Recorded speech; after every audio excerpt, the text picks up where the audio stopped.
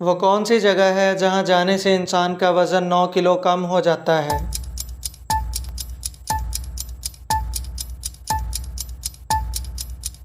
जवाब है लिफ्ट के अंदर। अगला सवाल, वो कौन सा जन्नती है जो जन्नत में जाने के बाद भी दुनिया में आने की ख्वाहिश करेगा?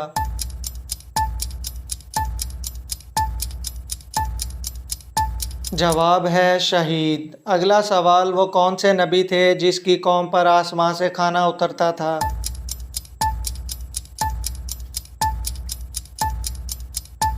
जवाब है हज़रत मूसा अलैहिस्सलाम। अगला सवाल, क्या आप जानते हैं पाकिस्तान की सबसे बड़ी मस्जिद कौन सी है?